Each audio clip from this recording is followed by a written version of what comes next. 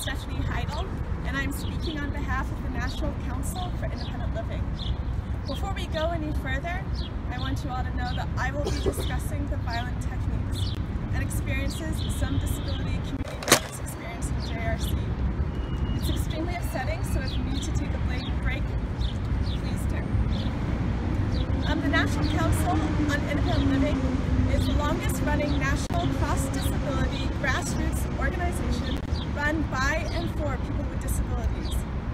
It is dedicated to advancing the rights and self-determination of all people with disabilities. We are proud to be with you all today to talk the talk at Judge Wasserberg Center. We have an unwavering position against involuntary treatment of any kind because it is inherently damaging emotionally and physically. Since its founding in the 1970s, even before JRC began using Graduated Electric Decelerator, GED, JRC philosophy has always been, the ends justify the means.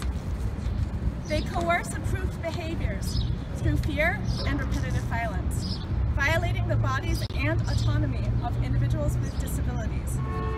They justify the torture as preventing harm and violence. However, they only inflict pain on many people with disabilities.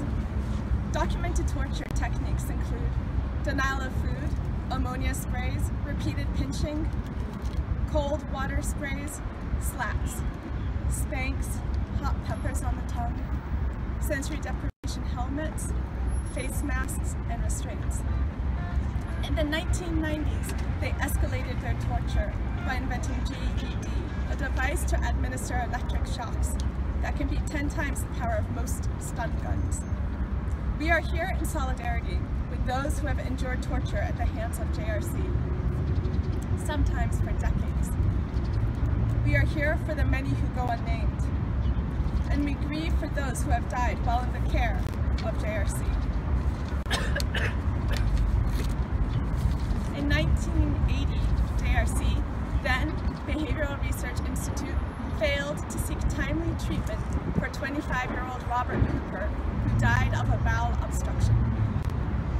1 year later, 1981, in the California facility, 14-year-old Danny Aswad was strapped face down to a bed for over an hour. He was not monitored, and he was found dead. 4 years later, 1985, in Providence, Rhode Island facility, 22-year-old Vincent Militich was punished for making sounds. They restrained him in a chair using plastic cuffs at his hands and feet. He was forced to wear a face mask and a helmet that played white noise, and he suffocated to death. 2 years later, 1987, Abigail Gibson was admitted to JRC. Her treatment plan included spanking, pinching, and cold water showers. 3 days after her treatment plan was approved, she died of a heart attack.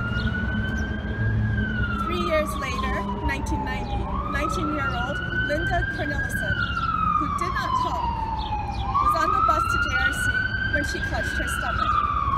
At JRC, the nurse thought Linda was faking it and made her go through the rest of her day. Later, upon returning to the JRC group home, the staff tortured a dying Linda. 13 spatula spankings, 29 finger pinches, and 14 muscle squeezes, and 5 times forced her to inhale ammonia. The next morning, after 7 years at JRC and 88,719 physical punishments to modify her behavior, Linda Cornelison died from failure to receive timely treatment for gastric perforation. 8 years later, 1998, 16-year-old Silverio Gonzalez was on a bus on a highway being transported from JRC to his JRC-run group home. He opened the rear emergency exit and jumped to his death. To borrow a labor activist slogan, don't warn, organize. Nickel urges the FDA to heed the voices of human rights and disability advocates.